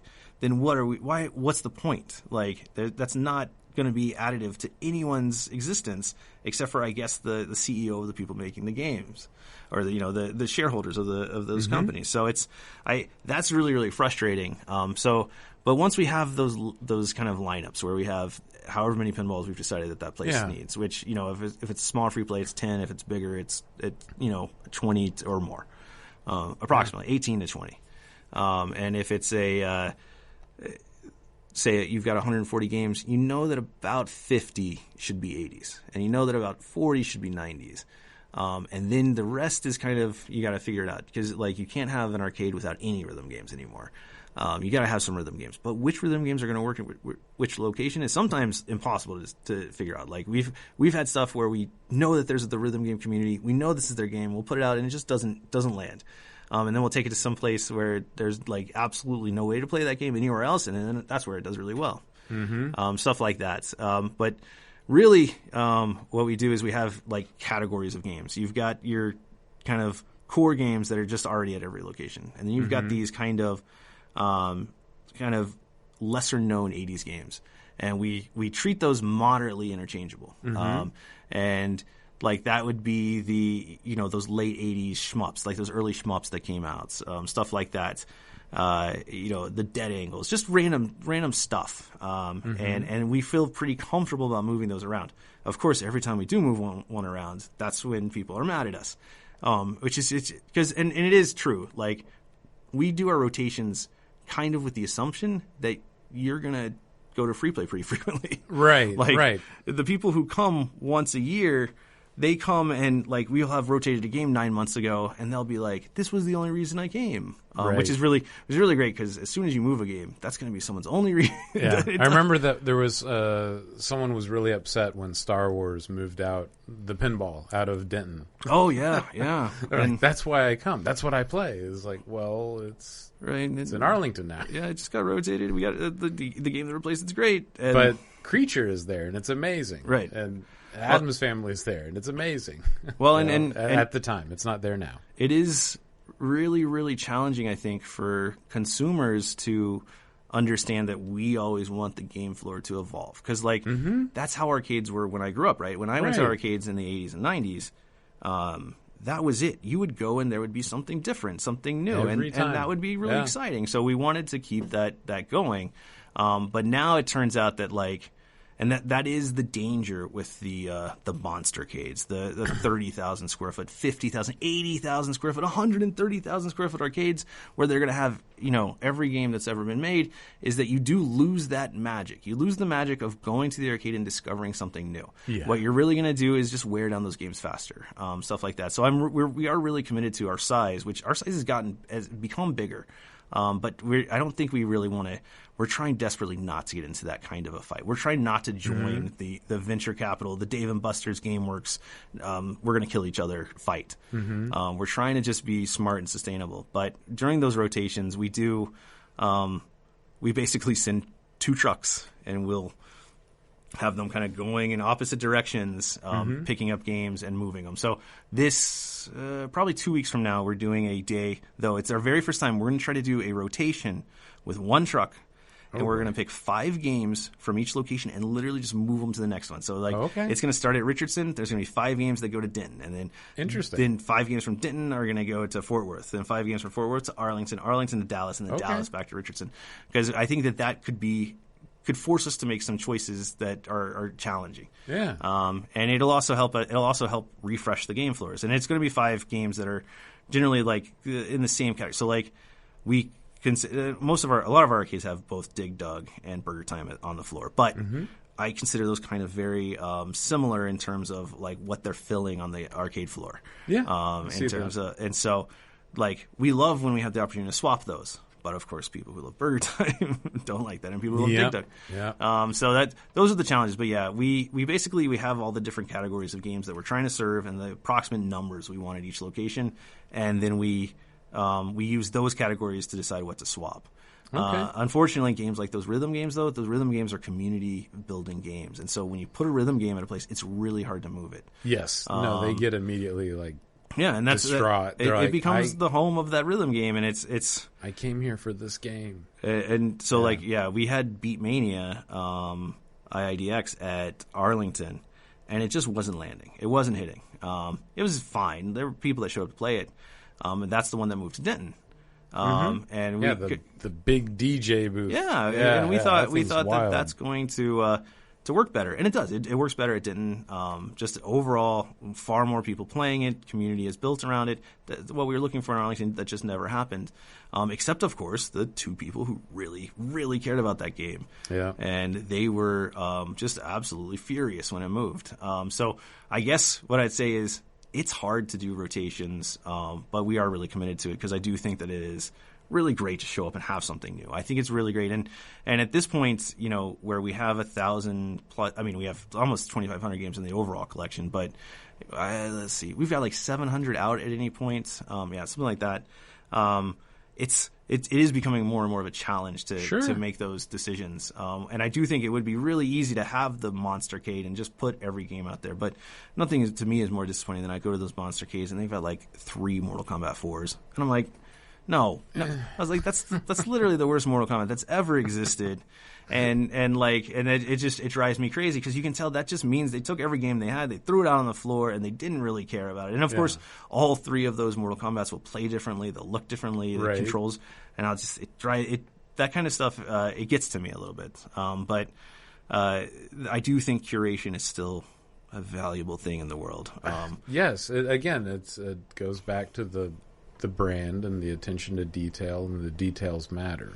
And I really do think that that's true. And I love that every location is truly unique. Yeah. You can't go to Richardson and say, well, I went to Denton and it was the same experience. Right. No, it is a different thing. I do think that's... Like, they're all unique. That's got to be one of the coolest things we've done, is that they all feel different while still clearly being a free play. Mm-hmm. Like that...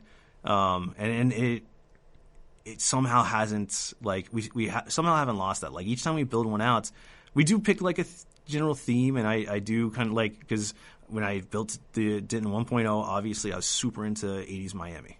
Yes. Like, I was just digging, and I was like, this is awesome. Flamingos. I love this. And I was like, it's going to be downtown. And so I was sitting there, I was looking at old photos taken from helicopters of the strip in Miami on the beach, and I was like looking at different design stuff, and so that was it.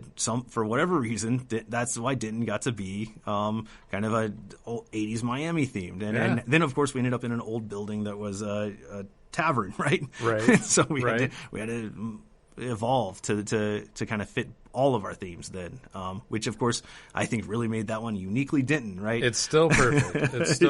It's so Denton-y, which is all we wanted. I love max headroom as you go down the stairs. Right. That is like the best thing ever. Well, and Marcos, who's now at Dallas, yes. he was the one who looked up at the pipe and was like, "Wouldn't it be cool?" And I was like, "That is dumb." And then like 15 minutes later, I was like, "Oh, I gotta do that." Yeah, that's so smart. Yeah. That's so great. That's a great idea. Why? Because I knew it'd be a challenge. It'd be hard, and I mean, Skills. Joe Skills did such a good job on that. Yeah, like that was awesome. Like we work with plenty of other murals, and the lead tech at Denton, his long-term significant other, she painted that. Yes, and she did great. Yeah, she did a great job. It feels so authentically retro, kind of, as a mural too. Yes. That was really neat. So yeah, each one has a different vibe. We've been really lucky to kind of find these spaces, and that's the other thing, all right? Like free play, one of the things I love is I find the real estate I actually like, and I try to put a free play in there. And certainly with the Denton 2.0, I absolutely thought that real estate was going to just be perfect for an arcade. And obviously we just went kind of a little crazy just trying to fit it all in there. So now you've got the new school murals with the pink flamingo sign and stuff like that. But it all kind of works. No, it still is perfect. Let's see. Do you have a Bosconian cab in your collection? We do. It doesn't work. And it's been bogged down in repairs. So in short, I do think Bosconian will come. Okay. But what I will say is it was, that was a $5 game when I first started getting into games, into arcades. That was, it's not reliable, it's not played, and so a lot of people were buying it and turning it into multicades. And that one was a really, really not, I guess not prime candidate, but it was definitely one of them that was getting ripped up. And so, in short, yes, but it has board issues, and I just haven't really been able to source another Bosconian board, and it's because it is what it is. It's been hard to prioritize, right? Fair enough. You got a lot going on. Well, no, I think it should be out, but it's a challenge, and it is. We also got a cocktail one time, Bosconian, and it was working, and we got it in, and we had bought it as part of like a 100-game lot, and that one was the only fake game in the entire because it was relatively low manufacturing numbers. It was early 80s, so it quickly got supplanted by basically Galaga and Miss Pac. Once Galaga and Miss Pac hit, it changed the game. So I do think you'll see it on the floor one day, but it has. Maybe I'll just send it to James and Denton and just be like, there you go, try to fix it. Because a Denton regular had asked that question. So, I've actually talked to him about it, and been like, yes, I want it out too. But I do think it'll come, but I think it could still be a little bit. All right, and then I'm going to say that, and then somehow some circumstance is going to have it end up at like a different location, and then it'll break like the 2 days later, and it's going to just be this constant. But no, it's like Bosconian and Rally X are like these games that we've owned, and it's just we've never had really quality PCBs, and most of the time that we like our Bosconian PCB has corrosion throughout the board, so it's a full rebuild. And one of the things that I hate about like where we're at our size right now is, so if I task the tech to do it now, I'm still actually going to send James and make him do it. But that's going to cost the company an overall fortune. To the point that it doesn't make any sense. But that is actually what we do anyway, so it doesn't. That's fine. I'm checking eBay right now to make sure there's not like a board. Hey, in the rotation. Small, minor request. I'm just going to put it out there. Can a Rush pinball make it to Denton? I don't see why not. I do think the Richardson one, it's getting kind of old. The premium? Is that what's at Richardson? Yeah. It's getting kind of beat down. It does need some love.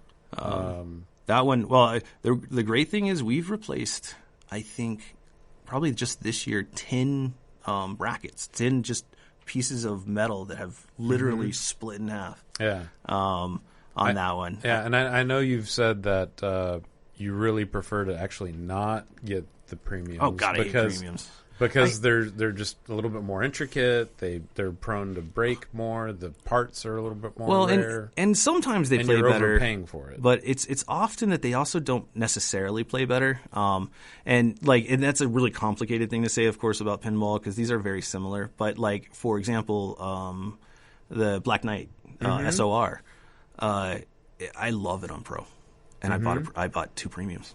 I think on Pro it's an all-time great game with great long shots and everything. But of course, once you added the upper stuff on the premium, it loses its flow. Well, Black Knight is all about the multi-level. Yeah, you need to have it. When we launched Free Play Richardson, and I was just able to pick the exact pinballs I wanted, it was Black Knight 2K, Pinbot, Bride of Pinbots. And I think it was actually Mario Brothers in the middle, because I thought that was like a really cool, funky pinball line. We just had 5 too, and then of course they were constantly breaking, and we were constantly working on them and stuff like that. But Black Knight has always been like very high on my list of all time favorite pinballs, and Black Knight 2K is probably my favorite. So when they announced that, I was like, I got to get it with the upper playfields, and so I think the real thing, and it's another thing I dislike, is how.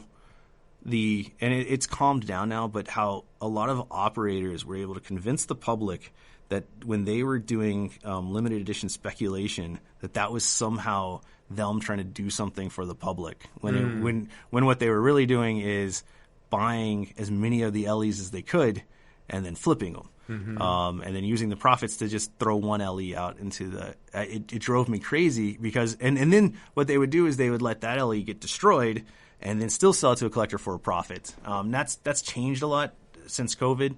The market on pinball's soft right now. Thank goodness. Except for new pinballs, it's not soft at all. No.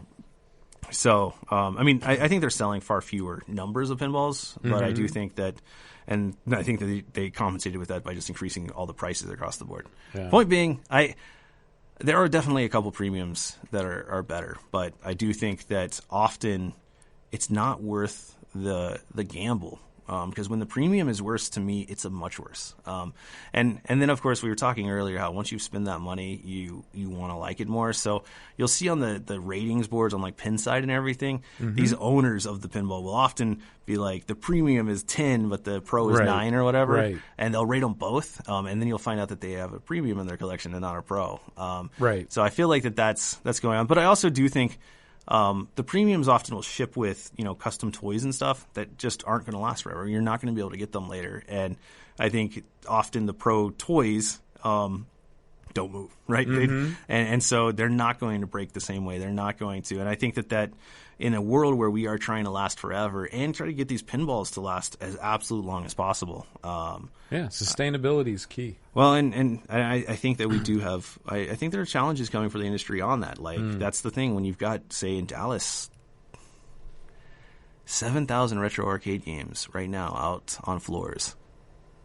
That's they're going to – We've got an apocalypse of game deaths coming just in our area. Yeah. Because phosphorus doesn't unburn on a CRT. These things don't undo themselves. Yeah. So we are about to see I absolutely think that there are going to be in the next 2 years numerous arcades go out of business, and to the point that they had so much venture capital injected into them that there's not going to be an auction.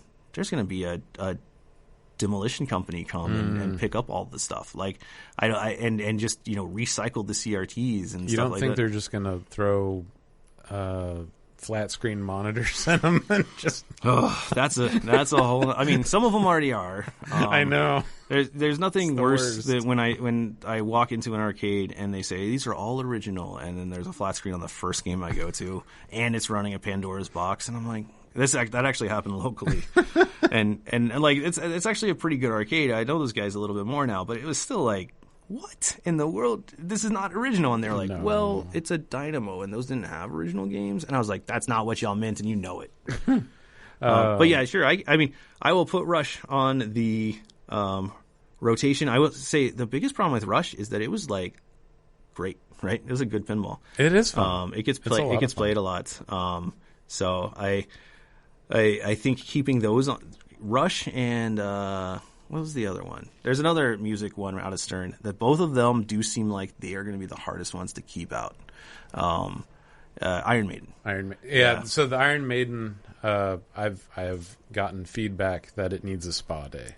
That it's been played. Played quite a bit at Dallas or Denton, or Richardson. Richardson. Yeah, Richardson Iron Maiden. Absolutely. There's I guarantee that's the most played Iron Maiden in the world. Like I don't think any more because we did. Jason Palmer has put in more hours on that thing. We did the launch. The bigger problem is it probably needs to go. Like it probably needs because the brackets that are starting to break, and we do have fabrication and stuff, but the biggest problem we have is the fab stuff that we do. It's just not as durable as if you were buying it in bulk from a company that just makes metal. Right. So we have a lot of custom fab, including metal, and we do our own welding and stuff. But it probably really needs to go to a pinball guy's house while he can still get at least some of the because that's the thing on Iron Maiden, you can't even buy half the parts for it anymore. Wow. So at least the parts that are breaking with true long-term wear and tear, you can get coils and stuff, but you're not going to get the metal brackets. So we probably need to pull it, replace it with something else, sell it to a collector, or trade it to a collector for something that they have, because that's really and that I don't think was as expected, is that these Sterns are going to start dying, and especially when those Sterns are sitting right next to 90s Williams games that are still those brackets are fine. But it's not like, as I was saying, it's not like we can make the brackets better, so I shouldn't throw too much shade. Is there any update on Pulp Fiction? Where is it? I don't know. No, I mean we still have a plan to put a Pulp Fiction at every location. That was my favorite at Texas Pinball I think Fest. It's great. It's a super fun game. What I'm really sad about is I played it a year ago at Pinball Fest. Gave I don't even $70,000, something like that, to get my Pulp Fictions, and no one knows really. Yeah, it's like I see pictures from the manufacturer. It's like they have a bunch of them lined up. Well, and Chicago Gaming, I want to be clear, is the best pinball manufacturer. They are great. Yeah, their games are sturdy. And the interesting thing is, because Stern built their Medieval Madness, that was the worst one they released. In terms of durability and stuff. Obviously, Medieval Madness is an incredible pinball. But in terms of lasting on the floor and everything, that was the worst one they built. The others that they've all built in house, just amazing. And that's probably one of the reasons I jumped to get Pulp Fiction as many times as I can. I will say that that's going to definitely be a game that we bring out slowly. Yeah. Because we're shell shocked from all of our recent pinball experiments. Not one has gone well. And in fact, the harder we try, the worse it's going for us. The more money we lose, the more time we're wasting. So pinball being a new style for Chicago Gaming, I imagine you'll see 2 or 3. Then you'll probably see one pop up at all locations. And long term, that might actually be one of the better things I could do, is just acquire as many Chicago Gaming, because Monster Bash is great. That used to be at the old Denton location. I loved that game. Yeah, and so I should probably be buying one for every arcade, because they are these great games, and they are relatively durable. Everyone loves Attack from Mars. Yeah, I mean, just awesome. I mean, yes. Medieval Madness, the castle is still a very big annoyance, and the drawbridge too. But that was a Stern built. So, do you have any plans to acquire a Labyrinth pinball? They just announced that Jim Henson. No. Yeah. I mean, it's like Pinball Brothers. Yeah, that's the thing, is Houston. We just keep wasting too much time and money on the upstart testing them. And what I was thinking earlier today is it's absolutely possible that I should probably go back to Spooky and buy another Spooky and give it a run, because TNA played great. Total Nuclear Annihilation was good. And it lasted pretty well. Total Nuclear Annihilation was every cash operator's dream, because those games were short and actually satisfying. And so that was the top earner. But on free play, those short games just become destruction. Yeah. So we still have one out, I think. But I think I should go back to them, because I think I was probably too harsh on them. We had one lemon come in, and I think that happens, right? You get a lemon from a company, and you're like, I don't want to do that again. Right. That sucked. So, because we ended up, we lost $5,000 on that game, plus had to source another pinball. So I got one more question. Is there an update on the trucker hat that Garrett was hoping to rep? We actually that actually ties into our new screen printing abilities that are coming. They're here, but they're not completely on board yet. So that was a good kind of springboard into me realizing that we need to get even more serious about our in-house apparel production and stuff like that, because we need to be able to be a lot more nimble than it is, because it's we do sell a lot of shirts and a lot of stuff, but at the same time, to sell that many, you have to buy a ton, right? And things like hats are a little easier, but shirts, they're size issues, right?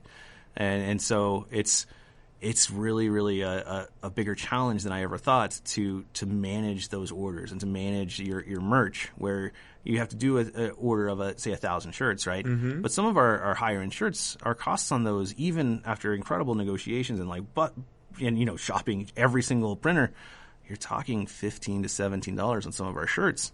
And when you buy them 1,000 at a time and you're dropping, it's 15, 17,000. Yeah.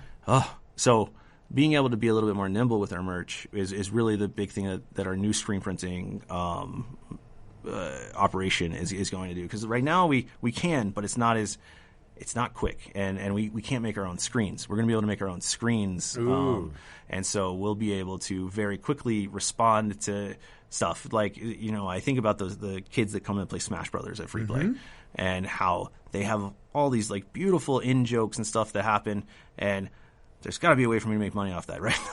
Well, I mean, you do a bunch of amazing events, and again, like you have lots of communities. So, like, this means that you can make more merch and things to support that. And then, like, how cool is it if you could go to a Halloween party and you come away with this awesome T-shirt? Right. Well, And what the hope is that, like, there'll be a really great joke that happens the week before for, say, Smash, and then we're able to profitably bring 10 shirts based on that joke, and just sell those really quickly at a reasonable price point because we have it all in house. There you go. And I think that being able to be that kind of nimble will also really help us with the size question, right? Like that way we can stock multiple blanks that could become multiple different styles of shirts, or multiple different prints. And because like we hire staff all the time, and all of our staff get shirts when they get hired.